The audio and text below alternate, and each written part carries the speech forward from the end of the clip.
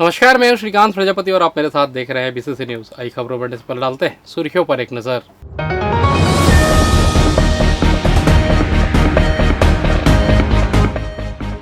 जिले में बिजली संकट की स्थिति, पावर कट और लो वोल्टेज से परेशान जनता। ढाबे में खाने के दौरान विवाद, जमकर चले लाठी डंडे और हथियार। अवैध कबाड़ कारोबारियों पर सख्त कार्रवाई, कब्जे पर चला बुलडोजर। नौतपा में चल रहा हीटवेव, स्वास्थ्य पर पड़ रहा असर।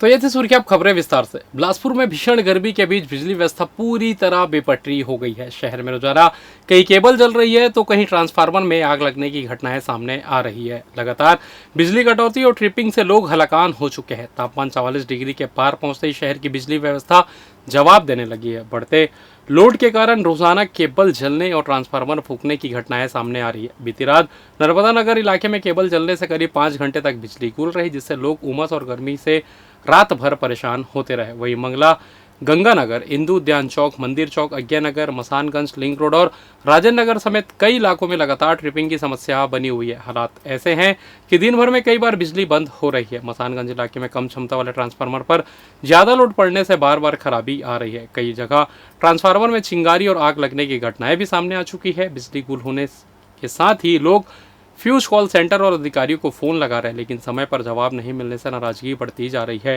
भीषण गर्मी में बिजली संकट ने लोगों की मुश्किलें और बढ़ा दी है। घरों में पानी की सप्लाई प्रभावित हो रही है। कूलर, पंखे बंद पड़े और रात भर लोग गर्मी में जागने को मजबूर है। गर्मी बढ़ने के साथ बिलासपुर की बिजली व्यवस्था पर दबाव साफ दिखाई दे रहा है। रोजाना केबल चलने और ट्रांसफार्मर खराब होने से शहरवासी परेशान है, लेकिन जिम्मेदार विभाग अब भी स्थायी समाधान खोजने में नाकाम नजर आ रहे हैं। जिले में अवैध खनिज उत्खनन, परिवहन और भंडारण के खिलाफ खनिज विभाग ने बड़ी कार्रवाई की है। विशेष अभियान चलाकर 23 वाहनों सहित 2 जेसीबी मशीनों को जब्त किया गया है। प्रशासन ने साफ कहा है कि अवैध खनन किसी भी कीमत पर बर्दाश्त नहीं किया जाएगा। कलेक्टर संजय अग्रवाल के निर्देश और उप संचालक खनिज किशोर गोलघाटे के मार्गदर्शन में जिले भर में विशेष अभियान चलाया गया। खनिज राजस्व और पुलिस विभाग की संयुक्त टीम ने अलग अलग क्षेत्रों में दबिश देकर अवैध उत्खनन और परिवहन में लगे वाहनों को पकड़ा है। कार्रवाई के दौरान कुल 23 वाहन जब्त किए गए, जिनमें 2 जेसीबी मशीन, 8 हाईवा और 13 ट्रैक्टर ट्रॉली शामिल है। तेंदुआ और कोटा क्षेत्र में रेत परिवहन करते 4 हाईवा और 3 ट्रैक्टर ट्रॉली पकड़ी गई। वहीं कोटा इलाके में अवैध खनिज मिट्टी का उत्खनन करते 1 जेसीबी और 1 ट्रैक्टर को जब्त किया गया। चौरसा साड़ी क्षेत्र में मुरुम उत्खनन करते 1 जेसीबी और 1 हाईवा पकड़ा गया, जबकि लोखंडी क्षेत्र में रेत परिवहन करते 1 हाईवा और अवैध उत्खनन करते 1 ट्रैक्टर ट्रॉली पर कार्रवाई की गई। सक्रिय क्षेत्र में गिट्टी डस्ट परिवहन करते 2 हाईवा और खनिज मिट्टी ईंट परिवहन करते 2 ट्रैक्टर ट्रॉली जब्त की गई। वहीं कछार, सेंदरी, सेलर और गढ़वट क्षेत्रों में भी रेत उत्खनन और परिवहन करते कई ट्रैक्टर ट्रॉलियों को पकड़ा गया। खनिज जब्त सभी वाहनों के खिलाफ खनिज अधिनियम के तहत वैधानिक कार्रवाई की जा रही है। वाहनों को कोनी, कोटा, रतनपुर और सकरी थाना परिसर में सुरक्षित रखा गया है। प्रशासन ने साफ संकेत दिए हैं कि जिले में अवैध खनन के खिलाफ अभियान लगातार जारी रहेगा और नियम तोड़ने वालों पर सख्त कार्रवाई की जाएगी। नहीं, देखो, अवैध उत्खनन परिवहन पर विभाग द्वारा निरंतर कार्रवाई की जा रही है। जहां भी फील्ड में अवैध उत्खनन परिवहन पाया जाता है तो खनिज विभाग की टीम उस पर कार्रवाई करती है। अभी 3-4 दिन में 23 वाहन अवैध उत्खनन परिवहन करते हुए पकड़े गए हैं। ऐसा कोई लक्ष्य निर्धारित नहीं होता है। जहां भी अवैध उत्खनन या परिवहन की सूचना या आकस्मिक जांच होती है तो उसके अनुरूप कार्रवाई की जाती है। जांजगीर चांपा जिले के बहुचर्चित करी गोलीकांड मामले में पुलिस को बड़ी सफलता मिली है। पुलिस ने ऑपरेशन हंट के तहत हत्या के मास्टरमाइंड गणपत बघेल निवासी ग्राम करी थाना बिर्रा को गिरफ्तार कर लिया। आरोपी के कब्जे से घटना में प्रयुक्त पिस्टल और मैगजीन भी बरामद कर ली गई है। इससे पहले पुलिस हेमंत बघेल, भूषण बघेल और अमित टंडन को गिरफ्तार कर जेल दाखिल कर चुकी है। पुलिस के अनुसार 23-24 अप्रैल 2026 की दरमियानी रात ग्राम करी में 3 नकाबपोश बदमाशों ने घर में घुसकर आयुष कश्यप की गोली मारकर हत्या कर दी थी। घटना में उसका छोटा भाई भी गंभीर रूप से घायल हुआ था। वारदात के बाद पुलिस, डॉग स्क्वाड और फॉरेंसिक टीम ने मौके पर पहुंचकर जांच शुरू की। जांच के दौरान 200 से अधिक सीसीटीवी फुटेज खंगाले गए और साइबर टीम व सूचना तंत्र की मदद से आरोपियों तक पुलिस पहुंच पाई है। पूछताछ में खुलासा हुआ कि हत्या के पीछे अवैध रेत कारोबार की प्रतिस्पर्धा और पुरानी रंजिश मुख्य कारण थी। आरोपी गणपत बघेल रेत परिवहन का कारोबार करता था, जबकि आयुष कश्यप भी इसी व्यवसाय में जुड़ा हुआ था और कम कीमत पर रेत बेचने के कारण आरोपी को आर्थिक नुकसान हो रहा था। पुलिस के मुताबिक वारदात को पूरी साजिश के तहत अंजाम दिया गया। बदमाशों ने पहले घर के बाहर लगे सीसीटीवी कैमरे तोड़े, फिर मृतक के पिता के कमरे को बाहर से बंद कर आयुष पर ताबड़तोड़ फायरिंग की गई। फिलहाल पुलिस ने अन्य आरोपियों की तलाश शुरू कर दी है। इधर देर रात ढाबे में खाना खाने गए 3 कॉलेज छात्रों पर बदमाशों ने लाठी, डंडे और पाइप से जानलेवा हमला कर दिया। मामूली विवाद के बाद हुई इस मारपीट का वीडियो सीसीटीवी कैमरे में कैद हो गया, जो अब सोशल मीडिया में तेजी से वायरल हो रहा है। पुलिस ने मुख्य आरोपी को चाकू के साथ गिरफ्तार कर लिया, जबकि अन्य आरोपियों की तलाश की जा रही है। मामला सकरी थाना क्षेत्र का है। आपको बता दें, तारबहार निवासी हर्ष पटेल अपने दोस्त आदित्य साहू और आदित्य मुदलियार के साथ सोमवार देर रात भवानी ढाबा में खाना खाने पहुंचे थे। रात करीब 2 बजे ढाबे से बाहर निकलने के दौरान अशोकनगर बहतराई निवासी सुमित यादव ने घूर कर देखने की बात को लेकर विवाद शुरू कर दिया। आरोप है कि पहले गाली गलौज हुई और फिर सुमित ने अपने साथियों को मौके पर बुला लिया। इसके बाद बदमाशों ने छात्रों पर लाठी, डंडे और पाइप से हमला कर दिया। मारपीट में तीनों छात्र घायल हो गए। घटना की सूचना मिलते ही सकरी थाना प्रभारी विजय चौधरी पुलिस टीम के साथ मौके पर पहुंचे, लेकिन आरोपी तब तक फरार हो चुके थे। पुलिस ने घेराबंदी कर मुख्य आरोपी सुमित यादव को ओवरब्रिज के पास से गिरफ्तार कर लिया। तलाशी के दौरान उसके पास से लोहे का चाकू भी बरामद किया गया, जिसके बाद आर्म्स एक्ट के तहत भी कार्रवाई की गई। पुलिस के मुताबिक आरोपी को थाने लाने के बाद उसके कुछ साथी और परिचित भी वहां पहुंच गए और कार्रवाई नहीं करने का दबाव बनाने लगे। इस दौरान ढाबा संचालक द्वारा भी पुलिस कार्रवाई में बाधा डालने की कोशिश की गई। मामले को गंभीरता से लेते हुए पुलिस ने तीनों लोगों को हिरासत में लेकर प्रतिबंधात्मक कार्रवाई की। ढाबे में लगे सीसीटीवी कैमरे में पूरी घटना रिकॉर्ड हुई। वायरल वीडियो में बदमाश युवक छात्रों को दौड़ा कर पीटते नजर आ रहे हैं। पुलिस अब फुटेज के आधार पर फरार आरोपियों की तलाश में जुटी है। फिलहाल मुख्य आरोपी को जेल भेज दिया गया, जबकि बाकी अन्य आरोपियों की तलाश की जा रही है। और फिलहाल वक्त तो चला छोटा सा ब्रेक का, मिलते हैं ब्रेक के बाद, कहीं जाइएगा नहीं। पिछले 17 वर्षों से रियल एस्टेट के क्षेत्र में दे रहे हैं अपनी सेवाएं और लगातार शहर की जनता को एक नई लिविंग लाइफस्टाइल। अपने कार्यों एवं सेवाओं के माध्यम से लाखों लोगों की उम्मीदों को दिया है आकार। इसलिए जिले में ही नहीं, पूरे प्रदेश में इनकी पहचान है बरकरार। आपके सपनों के घर को हकीकत में बदल कर है दिखाना, इसलिए आपके लिए लेकर आए हैं भाटी आशियाना।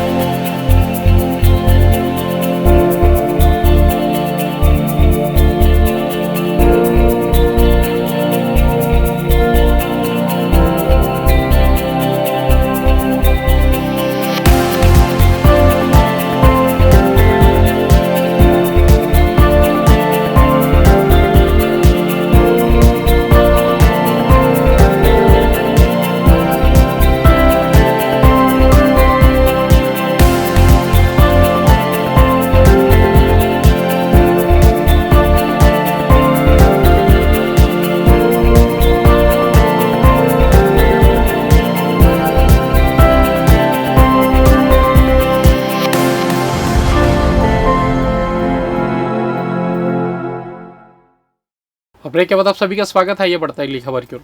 जिले में कई सालों बाद अवैध कारोबार करने वालों पर पुलिस और निगम का शिकंजा कसता नजर आ रहा है। अवैध कबाड़ कारोबार के खिलाफ चल रही कार्रवाई अब लगातार तेज होती जा रही है। शहर के साथ साथ ग्रामीण इलाकों में बिना अनुमति और नियमों के संचालित कबाड़ कारोबारियों पर प्रशासन की नज़र है। जानकारी के अनुसार कबाड़ियों पर हो रही कार्रवाई अब सिर्फ शहरी क्षेत्रों तक सीमित नहीं रहेगी, बल्कि गांवों में अवैध रूप से कबाड़ का कारोबार करने वाले लोगों के खिलाफ भी सख्त अभियान चलाया जाएगा। इस संबंध में अतिरिक्त पुलिस अधीक्षक मधुलिका सिंह ने अधिकारियों को स्पष्ट निर्देश देते हुए पुलिस और निगम की संयुक्त टीम को लगातार कार्रवाई करने को कहा है। पुलिस और निगम की संयुक्त कार्रवाई के चलते अवैध कारोबारियों में हड़कंप और डर का माहौल देखने को मिल रहा है। जांच के दौरान दस्तावेजों में गड़बड़ी मिलने या चोरी के सामान की खरीद फरोख्त सामने आने पर कड़ी वैधानिक कार्रवाई की चेतावनी दी गई है। संयुक्त टीम द्वारा किए जा रहे एक्शन में सैकड़ों कबाड़ियों पर कार्रवाई की गाज गिर चुकी है। इसके साथ ही कई गोदाम और दुकानों को सील भी कर दिया गया है।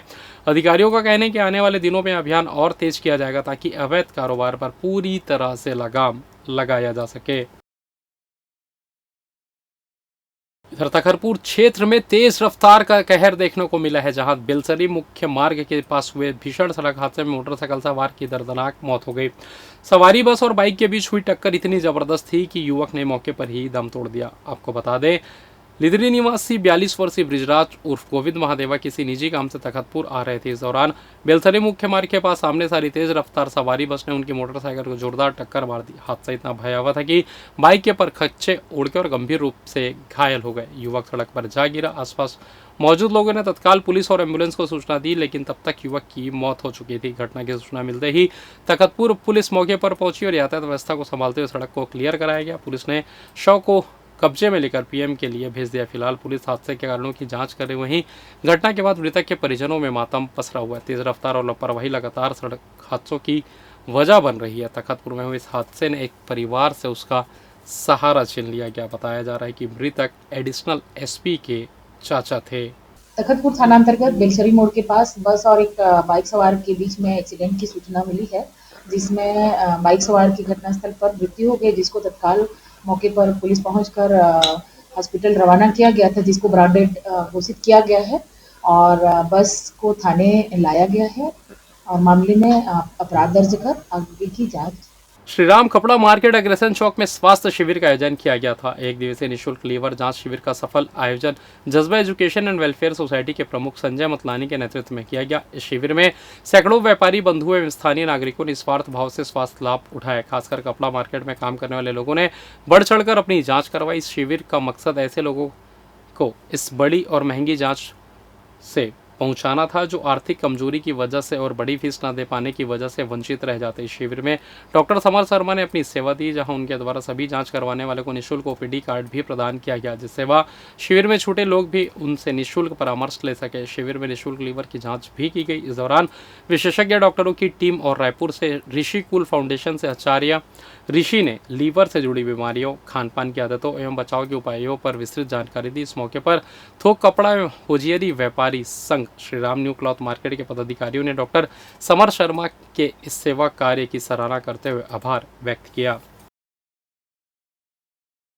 छत्तीसगढ़ में नौतप्पा के साथ भीषण गर्मी और हीटवेव का असर लगातार बढ़ता जा रहा है। प्रदेश के कई जिलों में तापमान 44 से 45 डिग्री सेल्सियस के आसपास पहुंच चुका है।